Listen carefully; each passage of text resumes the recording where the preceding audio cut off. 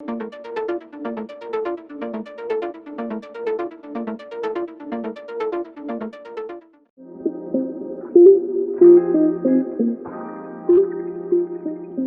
Morning student. आज हम start कर रहे हैं अपना एक नया चैप्टर जिसका नाम है बोर्ड ऑफ डायरेक्टर।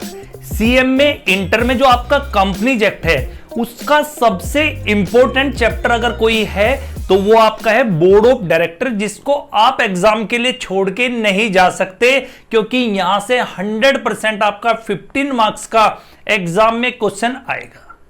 तो हम जो आज स्टार्ट करेंगे, सबसे पहले हमें बेसिक अंडरस्टैंडिंग बनाते हैं इस चैप्टर को स्टार्ट करने से पहले। फिर हम इस चैप्टर का पूरा जो भी आपके स्टडी मैट में जो भी बेटा पूरा 100% कवर किया जाएगा। स्टडी मटेरियल को आपका जो भी स्टडी मैट है बेटा उसको 100% कवर किया जाएगा। और ये जो पूरा लेक्चर है ये सीएम में इंटर के अकॉर्डिंग है। सीएम में इंटर, क्योंकि जब आप डायरेक्टर की बात करते हैं बेटा, डायरेक्टर अपने आप में एक बहुत बड़ा चैप्टर है। आप इसको सीएस लेवल पे भी पढ़ेंगे, आप सीए फाइनल लेवल में पढ़ते हो बेटा, आप सीएम में फाइनल लेवल पे। तो सीए जो सीएम में इंटर में इसका जो लेवल है वो सिर्फ 10% है। जो 90% पोर्शन है इसका वो आपको डिटेल में कहां पे पढ़ना है, सीएम में फाइनल में। तो मैं जो आपको ये चैप्टर बेटा आपको प्रिपेयर कराऊंगा, इसका पर्पज क्या होगा, 100% आपका जो मॉड्यूल है मैं उसको कवर करने की कोशिश करूंगा। तो हम स्टार्ट करते हैं। सबसे पहले भाई, सबसे पहले हमारी पहला क्वेश्चन, सर कंपनी में कौन कौन होते हैं? किसी भी कंपनी में, रिलायंस लो बेटा आप, टाटा, इन्फोसिस, जो भी आप, या बहुत सारी प्राइवेट कंपनी, तो किसी भी कंपनी में कौन कौन होते हैं? शेयर होल्डर होते हैं और डायरेक्टर होते हैं। कई बार हम शेयर होल्डर के लिए क्या वर्ड यूज कर देते हैं? मेंबर। तो कंपनी में भाई शेयर होल्डर होते हैं और डायरेक्टर होते हैं। जो शेयर होल्डर होते हैं कंपनी के वो ओनर होते हैं, और जो डायरेक्टर होते हैं वो क्या करते हैं? वो कंपनी को मैनेज करते हैं। तो मैनेज कौन करते हैं कंपनी को? डायरेक्टर। और शेयर होल्डर कंपनी के क्या होते हैं? ओनर होते हैं। भाई क्योंकि कंपनी के जो शेयर होल्डर है वो क्या है? स्कैटर्ड है, बिखरे हुए हैं। आप कोई टाटा की बात करें बेटा, या कोई भी कंपनी लो, बड़ी कंपनी लो बेटा, जहां पे लाखों करोड़ों शेयर होल्डर है, क्या इतने सारे शेयर होल्डर और अलग अलग एरिया में रहने वाले शेयर होल्डर क्या किसी एक कंपनी को चला सकते थे? भाई लैंग्वेज डिफरेंसेस है बेटा, कल्चर डिफरेंसेस है। रिलायंस कंपनी या मैं कहूं टाटा या इन्फोसिस, इन सारी कंपनी के जो शेयर होल्डर है क्या ये इंडिया में सारी जगह पे मिल जाएंगे आपको? बिल्कुल। मैं तो कह रहा हूं इंडिया तो छोड़ो बेटा, आपको बाहर के लोग भी क्या करते हैं? इन कंपनी के शेयर खरीद सकते हैं बेटा। तो दिक्कत यहां पे क्या है? इतने सारे शेयर होल्डर कंपनी को मैनेज नहीं कर सकते थे। तो मैनेज करने के लिए क्या कंसेप्ट आया कि मैनेज कौन करेंगे? डायरेक्टर। मैनेज कौन करेंगे बच्चों? डायरेक्टर। भाई मैनेजमेंट का काम दिया डायरेक्टर को, ओनर कौन है कंपनी के? Share holder. फिर अगला क्वेश्चन आता है, सर ये जो डायरेक्टर होते हैं इनको जनरली अपॉइंट कौन करता है? डायरेक्टर को। भाई जब भी कोई आपसे क्वेश्चन पूछे कि जो डायरेक्टर होते हैं कंपनी को उनको अपॉइंट कौन करता है, तो आपको बताना है कि जो शेयर होल्डर होते हैं जनरली क्या बोला, देखो मैंने यहां पे क्लियरली लिखा है, generally directors are appointed by shareholder. Generally, मैंने जनरली बोला, मैंने 100% मैं अपनी बात को ये नहीं कह रहा हूं कि 100% शेयर होल्डर अपॉइंट करते हैं, मैंने क्या बोला? जनरली। और जब मैं यहां पे जनरली बोलूं बेटा तो आप समझ जाना बेटा इफ एंड बट हो सकते हैं। तो जनरली कोई भी आपसे पूछे कि जो डायरेक्टर होते हैं उनको कौन अपॉइंट करते हैं? Share holder. Sir share holder कहां पे अपॉइंट करते हैं? जनरल मीटिंग में। शेयर होल्डर की क्या होती है? General meeting. कौन से रेजुलेशन से करते हैं? Ordinary resolution. क्या होता है डिटेल में डिस्कशन करेंगे। तो कोई भी आपसे पूछे कि जनरली डायरेक्टर को कौन अपॉइंट करते हैं तो आप बताना शेयर होल्डर। और शेयर होल्डर कहां पे करते हैं? सड़क पे खड़े होकर तो करेंगे नहीं। शेयर होल्डर के लिए क्या किया बेटा? वो अपनी पावर को कहां पे एक्सरसाइज करते हैं? जनरल मीटिंग में। तो शेयर होल्डर अपनी पावर कहां एक्सरसाइज करते हैं? जनरल मीटिंग में। और जनरल मीटिंग में भी क्या पास करना पड़ेगा? दो तरीके के जनरल मीटिंग में रेजुलेशन होते हैं, ओआर और एसआर। तो आपको ऑर्डिनरी रेजुलेशन से क्या करना पड़ेगा? डायरेक्टर को अपॉइंट करना पड़ेगा। ओआर का मतलब सर, एसआर का मतलब क्या है बेटा? जब भी ओआर की बात होगी तो ओआर में क्या होता है? More than 50% votes in favour then such resolution will be pass. तो मीटिंग में जितने शेयर होल्डर आए, अगर 50% से ज्यादा 50 या मोर देन 50% ने क्या किया बेटा, मोर देन 50% क्या कर रहे हैं, अप्रूव कर रही है, अपॉइंट के लिए एग्री है डायरेक्टर के लिए, तो उसका अपॉइंटमेंट हो जाएगा, अदरवाइज अपॉइंटमेंट नहीं होगा। तो कोई भी आपसे पूछे कि डायरेक्टर को कौन अपॉइंट करता है, तो आपको बताना है जनरली डायरेक्टर को अपॉइंट करते हैं शेयर होल्डर। कहां पे करते हैं शेयर होल्डर, जनरल मीटिंग में करते हैं। कौन से रेजुलेशन से करते हैं, ऑर्डिनरी रेजुलेशन। क्लियर ये भी क्वेश्चन। क्या सर हर केस में डायरेक्टर को शेयर होल्डर अपॉइंट करते हैं, मैंने कहा जनरली। अब मैं कुछ इफ एंड बट एक्सेप्शन की बात भी कर लेता हूं, और एक्सेप्शन में सिर्फ वही आपको बताने जा रहा हूं जो आपके कोर्स कंटेंट में है। तो कोई आपसे पूछे जनरली शेयर होल्डर डायरेक्टर को अपॉइंट करते हैं, लेकिन उसकी एक्सेप्शन बता देता हूं मैं। Additional director, additional director, alternate director, ये दो ऐसे डायरेक्टर है। वैसे तो बेटा आपके कोर्स के बाहर जाके मैं बात करूं तो एडिशनल डायरेक्टर बोल सकते हो, ऑल्टरनेट डायरेक्टर बोल सकते हो, आप नॉमिनी डायरेक्टर बोल सकते हो, आप डायरेक्टर बाय कैजुअल वैकेंसी बोल सकते हो, और या आप एक ना डायरेक्टर बाय ट्रिब्यूनल है। ट्रिब्यूनल का मतलब एनसीएलटी भी डायरेक्टर को अपॉइंट कर सकता है। लेकिन अगर मैं आपके कोर्स की बात करूं तो दो ऐसे कंसेप्ट आपको मिलेंगे जिनको शेयर होल्डर अपॉइंट नहीं करते डायरेक्टर को, इनको अपॉइंट करते हैं बोर्ड ऑफ डायरेक्टर। इनको कौन अपॉइंट करते हैं, बोर्ड ऑफ डायरेक्टर। सर एक कंफ्यूजन है, आप कई बार डायरेक्टर वर्ड यूज करते हो, कई बार बोर्ड ऑफ डायरेक्टर, दोनों में डिफरेंस क्या है भाई? जब मैं किसी इंडिविजुअल की बात कर रहा हूं तो उसको मैं क्या वर्ड यूज कर रहा हूं, डायरेक्टर। और जब मैं कलेक्टिव बॉडी, सपोज कीजिए हमारी कंपनी में 8 डायरेक्टर है, अगर मैं इंडिविजुअली रिप्रेजेंट करूं तो मैं बोलूंगा ये हमारे डायरेक्टर है, और जब मैं कलेक्टिव बॉडी ऑफ डायरेक्टर को क्या बोलूंगा, बोर्ड ऑफ डायरेक्टर। तो डायरेक्टर इंडिविजुअली मैं क्या बोल रहा हूं उनको, डायरेक्टर, और जब कलेक्टिव बॉडी की बात आती है तो मैं क्या वर्ड यूज कर रहा हूं, बोर्ड ऑफ डायरेक्टर। तो ठीक है बच्चों, तो कोई भी आपसे पूछे जनरली डायरेक्टर को कौन अपॉइंट करता है, शेयर होल्डर, लेकिन उसकी एक्सेप्शन कौन सी है, एडिशनल डायरेक्टर, ऑल्टरनेट डायरेक्टर।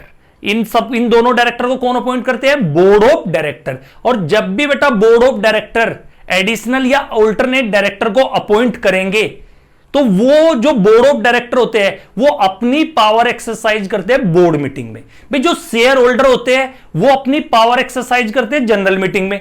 जो बोर्ड ऑफ डायरेक्टर है उनको जो पावर दी गई है वो पावर कहां पे एक्सरसाइज करेंगे, बोर्ड मीटिंग में। तो भाई आज एक बात क्लियर हो गई आपको कि जब भी मैं कभी जनरल मीटिंग बोलूं तो आप समझ जाना जनरल मीटिंग किसकी होती है, शेयर होल्डर की। और जो डायरेक्टर होती है उनकी मीटिंग को हम क्या बोलते हैं, बोर्ड मीटिंग। क्योंकि बेटा मैं आपका बेस तैयार कर रहा हूं, आपका बेस जितना अच्छा होगा आपको ये पूरा चैप्टर इतनी आसानी से समझ में आएगा। फिर हम बात करते हैं, इसमें हम बात करते हैं बेटा कि लीगल पोजीशन ऑफ डायरेक्टर। कोई आपसे पूछे सर लीगल पोजीशन क्या है डायरेक्टर की, लीगल पोजीशन ऑफ डायरेक्टर, तो आप बोल सकते हो जो लीगल पोजीशन है डायरेक्टर की वो एक एज ए ट्रस्टी है, एज ए ट्रस्टी और एज ए एजेंट। तो जो लीगल पोजीशन है डायरेक्टर की as a trustee, as a agent. Sir क्या वो ट्रस्टी होता है, क्या वो एजेंट है डायरेक्टर को? देखो वो वैसे तो क्या नहीं है बेटा, ना तो वो ट्रस्टी है ना ही एजेंट है, लेकिन सियोमोटो, सियोमोटो का मतलब अपनी मर्जी से जो वो एक्ट कर रहा है, किस कैपेसिटी में, एज ए ट्रस्टी और एज ए एजेंट। समझ नहीं आया सर ट्रस्टी एजेंट क्या? ध्यान से सुनो भाई, जो कंपनी की प्रॉपर्टी है वो किसके नाम पे होती है, कंपनी के नाम पे। जो कंपनी की प्रॉपर्टी होती है वो किसके नाम पे होती है, कंपनी के नाम पे। उस प्रॉपर्टी को मैनेज कौन करता है, उस प्रॉपर्टी को कौन मैनेजमेंट करता है, मैनेज करता है, बोर्ड ऑफ डायरेक्टर। तो इस बात से प्रूव होता है कि डायरेक्टर क्या है, एज ए ट्रस्टी काम कर रहा है। और ट्रस्टी का काम क्या होता है, केयर टेकर। वो कंपनी की जब प्रॉपर्टी को मैनेज कर रहा है कंपनी के ब्याह पे, तो क्या हम उसको बोल सकते हैं कि डायरेक्टर की पोजीशन क्या है, एज ए ट्रस्टी। और ट्रस्टी का काम क्या होता है, केयर टेकर। तो यहां पे भी तो देखो बेटा, जो कंपनी की प्रॉपर्टी है जो उसके खुद के नाम पे है उसको मैनेज कौन कर रहा है बेटा, आपका डायरेक्टर। तो डायरेक्टर की पोजीशन क्या हो सकती है, डायरेक्टर को आप बोल सकते हो, डायरेक्टर की एक पोजीशन होती है जिसको बोलते हैं fiduciary capacity, as a trustee. Second sir अभी आपने बताया director as a agent prove करो, कैसे? भाई ये बताओ, जो कंपनी होती है कंपनी को क्या कॉन्ट्रैक्ट करने का राइट है? बिल्कुल, कंपनी भी क्या कर सकती है, किसी थर्ड पार्टी के साथ कॉन्ट्रैक्ट कर सकती है। लेकिन कंपनी तो एक आर्टिफिशियल पर्सन है, कंपनी क्या है? एक आर्टिफिशियल पर्सन, और जब वो बेचारी आर्टिफिशियल पर्सन है तो वो साइन कैसे करेगी? तो कंपनी के बिहाफ पे साइन कौन करते हैं? Board of director. तो जो साइन कर रहे हैं कंपनी के बिहाफ पे, तो इससे ही हम क्या बोल सकते हैं कि कंपनी क्या कर रही है? एज ए एजेंट काम कर रहे हैं। और प्रिंसिपल कौन है? कंपनी।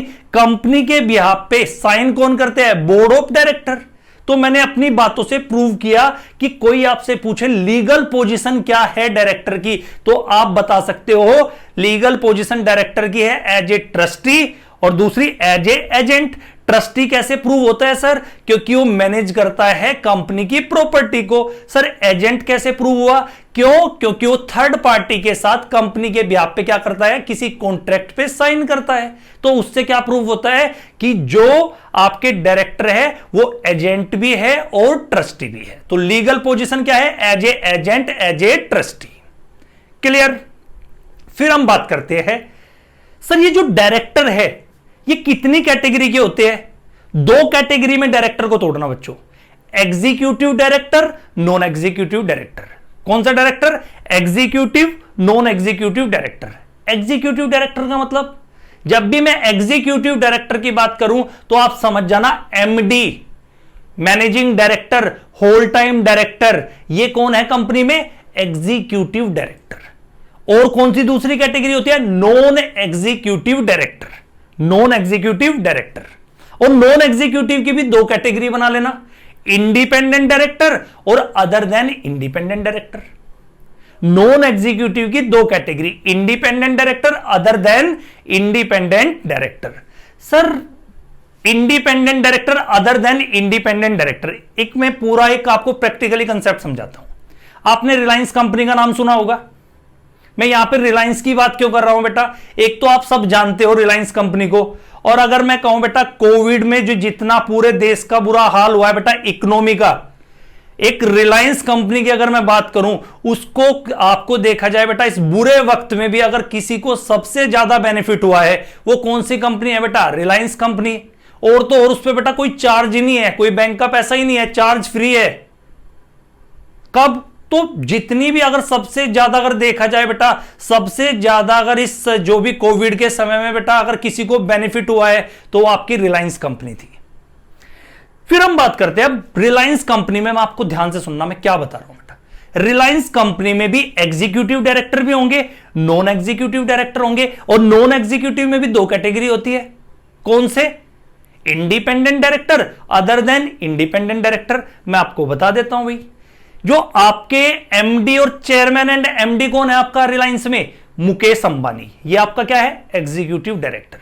चार और एग्जीक्यूटिव डायरेक्टर। अगर मैं आज की बात करूं, रिलायंस कंपनी के बोर्ड में 14 डायरेक्टर है। कितने डायरेक्टर है? 14 डायरेक्टर। ये बेटा कम या ज्यादा हो सकते हैं, अब ये मत समझ लेना 14 ही रहेंगे। तो अभी की हम बात करते हैं कितने डायरेक्टर है रिलायंस में? 14 डायरेक्टर। कैसे कैसे कंपोजिशन है सर? वहां पे बेटा एक तो चेयरमैन एंड एमडी कौन है वहां का? मुकेश अंबानी। चार एग्जीक्यूटिव डायरेक्टर हो रहे हैं, होल टाइम डायरेक्टर, तो भाई मुकेश अंबानी हो गए और चार एग्जीक्यूटिव डायरेक्टर, 5 हो गए। 8 डायरेक्टर पता कौन है रिलायंस में? याद रखना बेटा, इंडिपेंडेंट डायरेक्टर, और उसको आप क्या बोल सकते हैं? Non executive independent director. और एक कौन है बेटा? Non executive director. Non executive director कौन है? नीता अंबानी। तो दोबारा सुनो, मैंने कहा दो कैटेगरी, एग्जीक्यूटिव, नॉन एग्जीक्यूटिव। मैंने रिलायंस के एंगल से क्या बताया? टोटल एग्जीक्यूटिव कितने डायरेक्टर है रिलायंस में? 5। 4 तो क्या है बेटा? एग्जीक्यूटिव डायरेक्टर है, और एक क्या है आपके? एमडी एंड चेयरमैन की पोजीशन किसके पास है? मुकेश अंबानी साहब के पास। अब 5 के बाद मैंने क्या बताया? जो नीता अंबानी है वो क्या है? Non executive director. वो इंडिपेंडेंट डायरेक्टर नहीं है, वो क्या है? Non executive director. उसके अलावा बेटा 8 डायरेक्टर वहां पे क्या है? इंडिपेंडेंट डायरेक्टर, या मैं उनको बोल सकता हूं नॉन एग्जीक्यूटिव इंडिपेंडेंट डायरेक्टर। और नीता अंबानी की बात करूं, non executive non independent director. तो इससे आपको थोड़ा एक क्लियरिटी हुई होगी कि कंपनी में एग्जीक्यूटिव, ये जो कंपनी का कंपोजिशन होता है ना बोर्ड का, उसमें कुछ एग्जीक्यूटिव डायरेक्टर होते हैं, कुछ नॉन एग्जीक्यूटिव डायरेक्टर है। और नॉन एग्जीक्यूटिव में भी कैसे बाइफर्केशन होगा? कुछ इंडिपेंडेंट, कुछ नॉन इंडिपेंडेंट। जैसे मैंने रिलायंस में नॉन इंडिपेंडेंट कौन है, नीता अंबानी। बाकी सारे क्या है, नॉन एग्जीक्यूटिव तो है लेकिन साथ में क्या है, इंडिपेंडेंट डायरेक्टर। क्या होता है इंडिपेंडेंट डायरेक्टर, टेंशन मत लो, आपका अगला ही कंसेप्ट जब स्टार्ट होगा इंडिपेंडेंट डायरेक्टर को भी मैं अच्छे से आपको समझाऊंगा। अभी मैं सिर्फ आपको एक बेस तैयार करने की कोशिश कर रहा हूं, ठीक है। अब हम बात करते हैं भाई, ये हमने देखा बेटा एग्जीक्यूटिव नॉन एग्जीक्यूटिव, एक रिलायंस के उससे हमने समझने की कोशिश की कि जो बोर्ड होता है उसमें एग्जीक्यूटिव, कुछ एग्जीक्यूटिव डायरेक्टर होते हैं, कुछ नॉन एग्जीक्यूटिव। और नॉन एग्जीक्यूटिव में भी कौन सी category, independent director, other than independent director. एक बात, एक लाइन हमेशा लिख लेना बेटा, नोट कर लेना कहीं, every independent director is non executive director. Every independent director is non-executive director, but every non-executive director is not independent director. Every independent director is non-executive director, but every non-executive director is not independent director. Clear? अब हम start कर रहे हैं अपना chapter आपके module से पूरा 100%। Starting करते हैं हम, देखो सबसे पहले डेफिनेशन की बात करते हैं। सबसे पहले आप डायरेक्टर की डेफिनेशन देखते हैं। डायरेक्टर की डेफिनेशन कहां पे है, 2 क्लोज 34। जो डायरेक्टर डिफाइन है वो कहां पे है, सेक्शन 2 क्लोज 34। सबसे पहले देखो, director means a director appointed to the board of company. Director means a director appointed to the board of company. मतलब क्या भाई, डायरेक्टर का मतलब जिसको आपने किसमें, जिसको बोर्ड में अपॉइंट किया हो। भाई बोर्ड में, बोर्ड ऑफ डायरेक्टर में क्या किया है बेटा, director means a director appointed to the board of the company. भाई ऐसे नहीं किसी को बेटा, अगर आपकी कंपनी में कोई किसी भी पोस्ट पे है डायरेक्टर, आप उसको तभी मानेंगे जब आपने उसको बोर्ड में एज ए डायरेक्टर अपॉइंट किया है। आपने बोर्ड में उसको क्या किया है, एज ए डायरेक्टर अपॉइंट किया है, तभी उसको क्या माना जाएगा, डायरेक्टर माना जाएगा। एक एग्जांपल सुनो, सपोज कीजिए कोई एक्स लिमिटेड कंपनी है और एक्स लिमिटेड कंपनी में मिस्टर एक्स डायरेक्टर है, उसकी वाइफ वहां पे आती है, साइन भी करती है और चेक पे उसको ऑथराइज किया हुआ है, सारे बड़े बड़े काम वो करती है जो भी वहां पे कंपनी में होते हैं। क्या मिस्टर एक्स की वाइफ को बाय डिफॉल्ट आप डायरेक्टर मान लोगे क्या? क्यों? और देखने में तो ऐसा लग रहा है कि उसकी पावर है, उसको इतनी अच्छी पावर डेलीगेट की हुई है, वो सारी चीजें देखती है बेटा, तो आप अपनी मर्जी से उसे क्या नहीं बोल सकते, डायरेक्टर नहीं बोल सकते हो। क्योंकि डायरेक्टर का मतलब क्या है, जिसको बोर्ड में अपॉइंट किया गया हो एज ए डायरेक्टर। क्या उसकी वाइफ को बोर्ड में एज ए डायरेक्टर अपॉइंट किया गया? नहीं। अपनी तरफ से आपको यह नहीं मान लेना है कि उसकी वाइफ है, इतना सारा कंट्रोल है, सारे एम्प्लॉय उनकी बातें मानते हैं बेटा, सारे चेक वगैरह पे साइन करते हैं, उसको अथॉरिटी दे रखी है उसके हस्बैंड ने। क्या अथॉरिटी देने से क्या वो डायरेक्टर बन जाएगी? नहीं। क्योंकि जब हम इस डेफिनेशन को पढ़ते हैं, यहां पे क्लियरली लिखा है डायरेक्टर मींस से डायरेक्टर, उसी को डायरेक्टर मानेंगे जिसको कहां पे अपॉइंट किया गया है, बोर्ड में अपॉइंट किया गया है एज ए डायरेक्टर। किसी को भी आप डायरेक्टर नहीं मान सकते हो उसकी पोजीशन की वजह से, या उसको हमने कोई बड़ी पोस्ट दे रखी है कंपनी में, तो उस बड़ी पोस्ट का मतलब यह नहीं कि वो डायरेक्टर हो जाएगी। ठीक है, तो डायरेक्टर का मतलब जिसको बोर्ड में अपॉइंट किया गया है ये बोल के कि डायरेक्टर है, उसी को आप क्या मानेंगे, डायरेक्टर। फिर मैंने क्या लिखा, डायरेक्टर ऑफ कंपनी और कलेक्टिवली। जब डायरेक्टर ऑफ कंपनी, उनको कलेक्टिवली आप क्या वर्ड यूज करोगे, या तो आप बोल देना बोर्ड ऑफ डायरेक्टर, या कई बार उसको क्या वर्ड यूज करते हैं, बोर्ड। और ये बात कहां पे लिखी हुई है, 2:10 में। तो भाई याद रखना, director of company are collectively called as board of director और बोर्ड। फिर हमने बात की जनरली डायरेक्टर कहां पे अपॉइंट होते हैं बच्चे, generally director are appointed by shareholder. कहां पे, जनरल मीटिंग में। कौन से रेजुलेशन से बच्चों, ओआर से, ऑर्डिनरी रेजुलेशन। एक्सेप्शन क्या है, एडिशनल डायरेक्टर, ऑल्टरनेट डायरेक्टर, इनको शेयर होल्डर अपॉइंट नहीं करते, इनको अपॉइंट करते हैं बोर्ड ऑफ डायरेक्टर। और बोर्ड ऑफ डायरेक्टर कहां पे अपॉइंट करेंगे, बोर्ड मीटिंग में। तो board of director, companies act क्या बोलता है कि जो शेयर होल्डर होते हैं वो अपनी पावर कहां पे एक्सरसाइज करेंगे, जनरल मीटिंग में। और जो बोर्ड ऑफ डायरेक्टर होते हैं वो अपनी पावर कहां एक्सरसाइज करेंगे, बोर्ड मीटिंग में। अब हम बात करते हैं, भाई ये तो हमें पता चल गया। अगली बात, सबसे पहले only individual can become director of company. Only individual, only individual, देखो ध्यान से सुनो, only individual can become director of company. क्या मतलब सर? भाई एक इंडिविजुअल को ही आप डायरेक्टर अपॉइंट कर सकते हो, क्या सर हम एक्स लिमिटेड को डायरेक्टर अपॉइंट कर सकते हैं? बिल्कुल नहीं, मैंने क्लियर बोल दिया है। जब भी कभी आप डायरेक्टर अपॉइंट करेंगे तो डायरेक्टर हमेशा कौन होगा? इंडिविजुअल। जैसे मैं हूं बेटा इंडिविजुअल, मुझे आप डायरेक्टर अपॉइंट कर सकते हो। क्या किसी कंपनी को आप डायरेक्टर अपॉइंट कर सकते हो? बिल्कुल नहीं। क्लियर याद रखना बेटा, डायरेक्टर चैप्टर स्टार्ट हो गया है। क्या एक हमेशा याद रखना, only individual can become director of the company. एक इंडिविजुअल को ही क्या बना सकते हो? आप डायरेक्टर बना सकते हो। किसी कंपनी को, बॉडी कॉर्पोरेट को आप डायरेक्टर अपॉइंट नहीं कर सकते। सपोज ये नहीं कर सकते, मेरी एक्स लिमिटेड एक कंपनी है, मेरी एक पब्लिक कंपनी है एक्स लिमिटेड, क्या उसमें किसी दूसरी कंपनी को आप एज ए डायरेक्टर अपॉइंट कर लोगे? नहीं कर सकते, क्योंकि डायरेक्टर के लिए इंडिविजुअल होना जरूरी है। यह बात मैं थोड़ा सा आपको जोड़ता हूं। आपने एलएलपी पढ़ा होगा भाई। बिजनेस करने का एक तरीका क्या भी हो सकता है? आप एलएलपी बना सकते हो, लिमिटेड लायबिलिटी पार्टनरशिप। एलएलपी में क्या होता है, ध्यान से सुनना। एलएलपी में होते हैं डेजिग्नेटेड पार्टनर। जो कंपनी में डायरेक्टर की पोजीशन होती है, उसी तरीके से एलएलपी में कौन होते हैं? Designated partner. पर डेजिग्नेटेड पार्टनर की और डायरेक्टर में क्या डिफरेंसेस है? डायरेक्टर का इंडिविजुअल होना जरूरी है, जबकि डेजिग्नेटेड पार्टनर इंडिविजुअल भी हो सकता है आपका, और कोई बॉडी कॉर्पोरेट भी डेजिग्नेटेड पार्टनर हो सकती है। इसलिए मैंने यहां पे याद किया कि जब आप कंपनीज एक्ट पढ़ रहे हो, आप एलएलपी नहीं पढ़ रहे हो, तो कंपनीज एक्ट में डायरेक्टर हमेशा कौन होगा? इंडिविजुअल। फिर हम बात करते हैं, सर कितने कितने डायरेक्टर होते हैं? मिनिमम डायरेक्टर बताओ सर आप हमें, मैक्सिमम डायरेक्टर। सबसे पहले बात करते हैं 3, 2, 1। किसी भी पब्लिक कंपनी में मिनिमम 3 डायरेक्टर होने चाहिए। प्राइवेट कंपनी में 2 डायरेक्टर होने चाहिए। ओपीसी में मिनिमम 1 डायरेक्टर। सर ये तो मिनिमम की बात हो गई। पब्लिक में 3, प्राइवेट में 2, ओपीसी में 1। मैक्सिमम कितने हो सकते हैं सर? 15 डायरेक्टर हो सकते हैं। प्राइवेट कंपनी में मैक्सिमम कितने हो सकते हैं? 15। सर ओपीसी में 15, इसका तो नाम ही 1 पर्सन कंपनी है।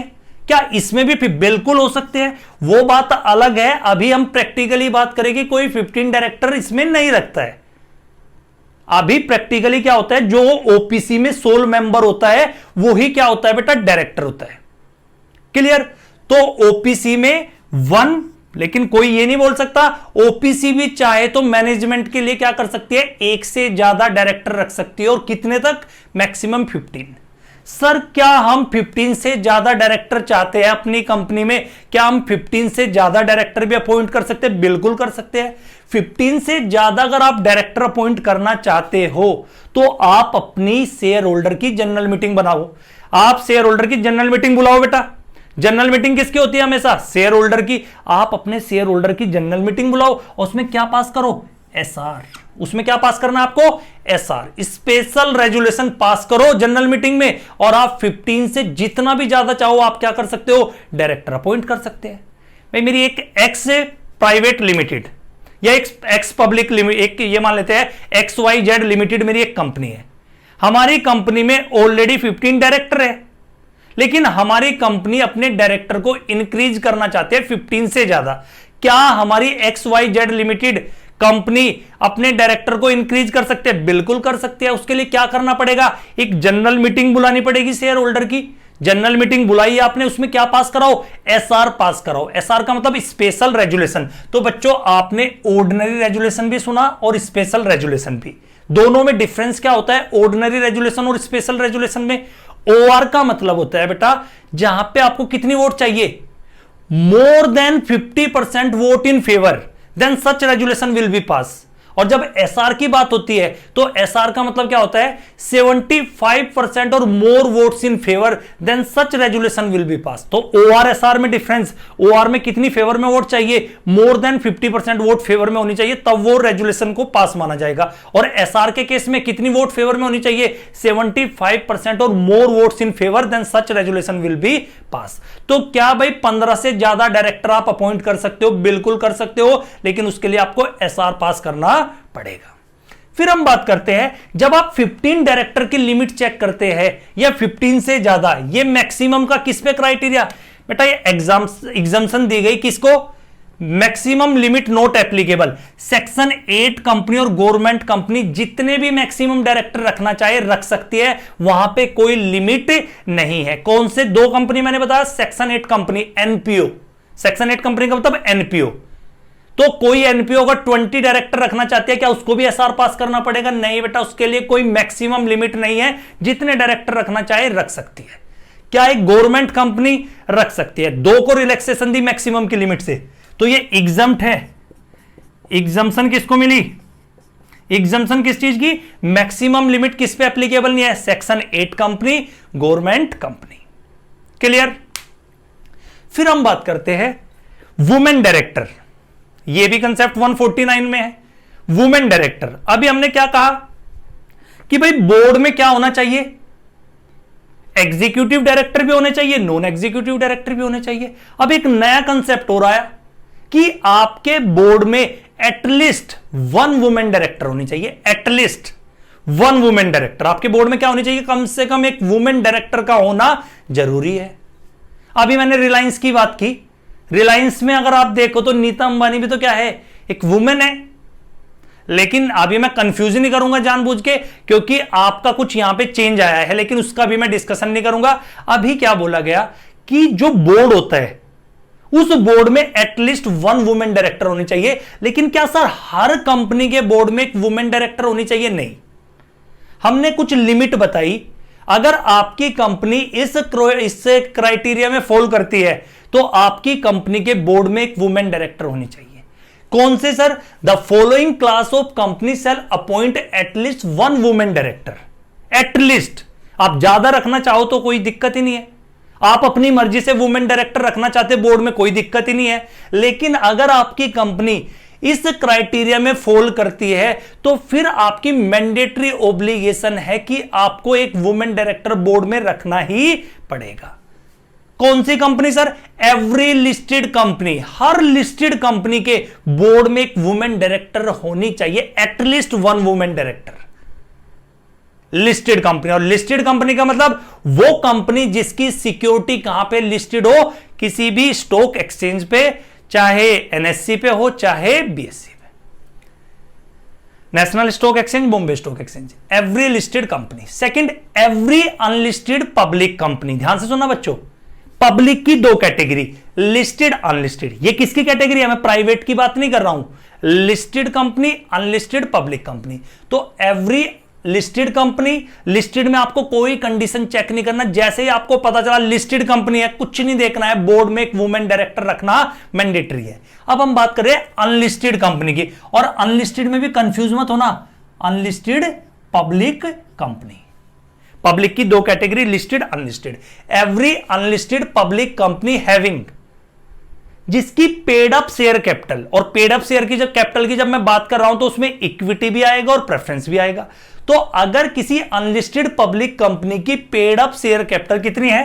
100 करोड़ रुपीज और मोर, या तो 100 करोड़ रुपीज है या उससे ज्यादा है, या बीच में एंड नहीं है बच्चों, और इन दोनों में से कोई भी क्राइटेरिया सेटिस्फाई हो जाए। दूसरा क्राइटेरिया, अगर उस अनलिस्टेड पब्लिक कंपनी की टर्नओवर 300 करोड़ और मोर है तो ऐसी अनलिस्टेड पब्लिक कंपनी को भी अपने बोर्ड में एक वुमेन डायरेक्टर रखनी पड़ेगी। कौन सी?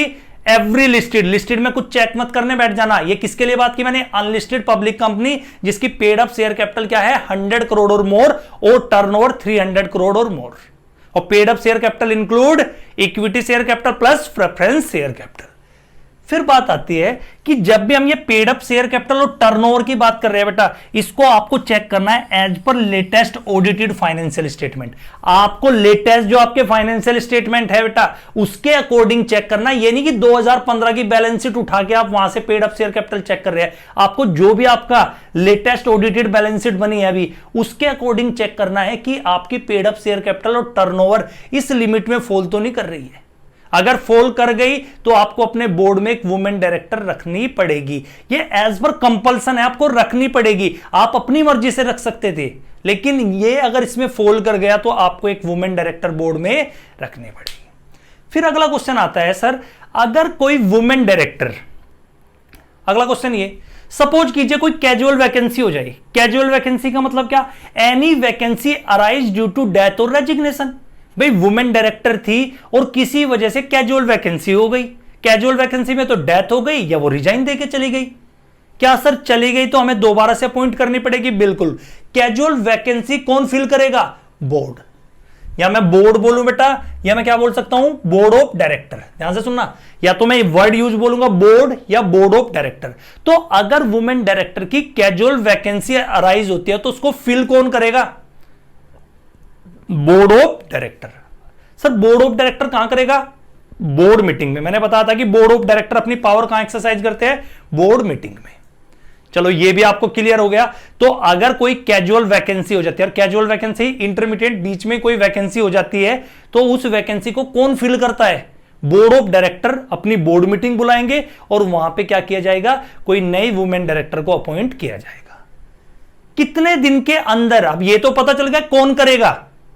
अब कब तक वैकेंसी फिल होगी? दो बातें बस आपको दिमाग में रखनी है। कौन करेगा? Board of director. Board of director कहां पे? बोर्ड मीटिंग में। और कब? Immediate next board meeting. जैसे ही कैजुअल वैकेंसी हुई उसके बाद जो भी नेक्स्ट बोर्ड मीटिंग होगी, या जहां से वैकेंसी अराइज हुई 3 मंथ, इन दोनों में विच एवर इज लेटर।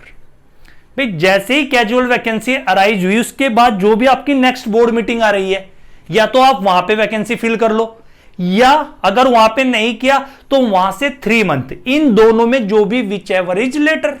ऐसा भी हो सकता है कि भाई हमारी बोर्ड मीटिंग अभी 2 दिन पहले ही कंप्लीट हुई थी, उसके बाद मैम ने रिजाइन दे दिया वुमेन डायरेक्टर ने। अब नेक्स्ट बोर्ड मीटिंग तो हमारी 4-5 महीने बाद होगी, 4 महीने बाद। तो यहां पे ध्यान से सुनो, मैंने 2 चीजें बोला, 2 चीजें चेक करो। नेक्स्ट बोर्ड मीटिंग और 3 मंथ वहां से जहां से वैकेंसी आई, उन दोनों में ज्यादातर केस में गलती क्या करके आते हो? विच एवर इज अर्लियर लिखा होता है, यहां पे क्या मेंशन है? विच एवर इज लेटर, जो बाद में होगा। तब तक वैकेंसी फिल हो जानी चाहिए। और वैकेंसी कौन फिल करेगा? Board of director. क्लियर? और अगर कोई नई, कोई भी याद रखना बेटा, अगर कोई भी कंपनी इनकॉर्पोरेट होती है और वो इस प्रोविजन में फॉल कर जाती है, कोई न्यूली कंपनी है, तो उसे विद इन 6 मंथ ये क्राइटेरिया सेटिस्फाई करना पड़ेगा। अगर कोई भी कंपनी जो इस में फॉल करती है, कोई आपने कंपनी बनाई, उसकी क्या होता है बेटा, और इस क्राइटेरिया में फॉल हो जाती है, कोई न्यूली कंपनी है, तो उसे ये क्राइटेरिया कितने दिन के अंदर फिल करना है? 6 मंथ के अंदर from the date of incorporation उसको वुमेन डायरेक्टर बोर्ड में रखना है। लेकिन सब्जेक्ट टू वो लिस्टेड कंपनी है या कोई अनलिस्टेड पब्लिक कंपनी है। अनलिस्टेड पब्लिक कंपनी होने से काम नहीं चलेगा, 2 में से कोई एक क्राइटेरिया सेटिस्फाई करती है। क्लियर? तो ये हमारा एक बेसिक था कि क्या डायरेक्टर है इस चैप्टर में, और अभी हमने जाना मिनिमम मैक्सिमम डायरेक्टर कितने होते हैं, साथ में हमने जाना वुमेन डायरेक्टर का कंसेप्ट क्या है, वुमेन डायरेक्टर की एप्लीकेबिलिटी कौन सी कंपनी पे है, अगर वुमेन डायरेक्टर की वैकेंसी अराइज हो जाए तो वैकेंसी कौन फिल करेगा, और नेक्स्ट था आपका कितने टाइम के अंदर वैकेंसी फिल होगी।